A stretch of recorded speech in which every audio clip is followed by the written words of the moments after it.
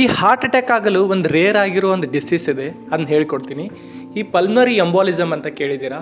Pulmonary embolism ಅಂದರೆ ಈಗ ಯಾವಾಗ ನಮ್ಮ ಹೃದಯಕ್ಕೆ ರಕ್ತ ಬರುತ್ತೆ, ಆ ರಕ್ತ ಅಲ್ಲಿಂದ ಅದು ಶುದ್ಧಿ ಆಗಬೇಕಾದ್ರೆ ಪಲ್ಮನರಿ ಆರ್ಟ್ರಿ ಮೂಲಕ ಮತ್ತೆ ನಮ್ಮ ಲಂಗ್ಸ್ಗೆ ಹೋಗುತ್ತೆ, ಶ್ವಾಸಕೋಶ ಅಲ್ಲಿ ಶುದ್ಧಿಯಾಗಿ ಮತ್ತೆ ನಮ್ಮ ಹೃದಯಕ್ಕೆ ಬರುತ್ತೆ.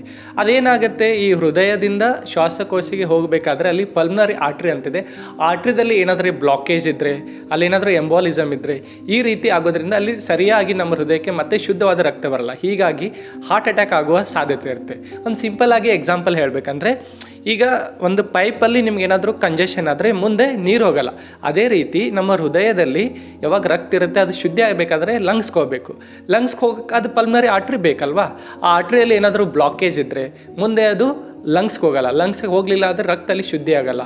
ಶುದ್ಧಿ ಆಗಲಿಲ್ಲ ಅಂದರೆ ಅದು ನಮ್ಮ ಹೃದಯಕ್ಕೆ ಹಾಗೆ ಬರುತ್ತೆ. ಹಾಗೆ ಬರೋದ್ರಿಂದ ಅಲ್ಲಿ ಏನಾಗುತ್ತೆ, ಸರಿಯಾದಂಥ ನ್ಯೂಟ್ರಿಷನ್ನು ಮತ್ತು ಆಕ್ಸಿಜನ್ ಸಿಗಲ್ಲ. ಹೀಗಾಗಿ ಅಲ್ಲಿ ನಮ್ಮ ಹೃದಯದ ಮೇಲೆ ಹಾರ್ಟ್ ಅಟ್ಯಾಕ್ ಅಥವಾ ಚೆಸ್ಟ್ ಪೇನ್ ಆಗುವ ಸಾಧ್ಯತೆ ಇರುತ್ತೆ. ಇದು ತುಂಬ ರೇರ್ ಆಗುತ್ತೆ ಪಲ್ಮನರಿ ಎಂಬೋಲಿಸಮ್.